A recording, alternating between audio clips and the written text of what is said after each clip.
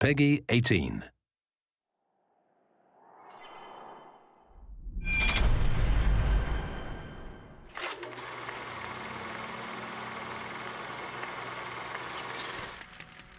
What I personally would have liked to have seen in a Bioshock game is sort of a broader range of enemies. And I think in Bioshock Infinite, we really want to have a sort of a class of enemies that had a sort of a more imaginative range of powers. And we came up with this concept called the heavy hitters, who are enemies that are sort of used to not just be more powerful, but also to augment the abilities of the more traditional Bioshock enemies. You're gonna come across them in certain areas of the game, and they're gonna provide a really unique challenge. Red is the price of liberty. You know, we wanted an AI that really expressed sort of the very sort of clear system of beliefs that founders have, and a heavy hitter that would sort of represent that.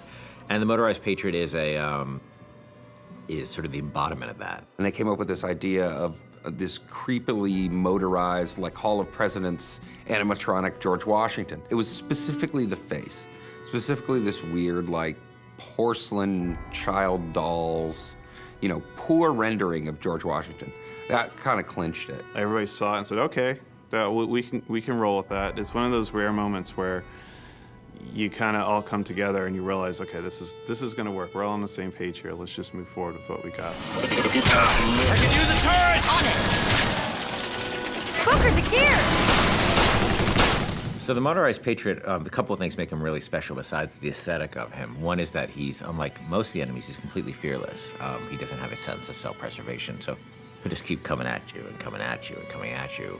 You know, despite the fact that you face many different kinds of enemies in this game, you clearly can't reason with this one. He's just gonna keep coming forever, you know? He is sort of a clockwork Terminator. The other cool thing about him, he's got this Gatling gun called a peppermill. But once you destroy the Patriot, Booker can actually go pick up the peppermill and actually use it as a heavy weapon. And that's the only place he can get it, was from a destroyed Motorized Patriot. I mean, I also like that, you know, as he starts to take serious damage, his head he actually loses the Washington mask, and it reveals his sort of metal skeleton underneath. The thing I like most about this guy is that I think he's pretty readable as what he does. You know, he's a fairly simple guy. He's not a Swiss Army knife. He's a guy with a big gun, and I think that reads pretty well. He's got this incredible sense of heaviness. He's relentless, and just hearing sort of the things he's saying is both funny and kind of terrifying. But he's, you know, a deadly, deadly enemy.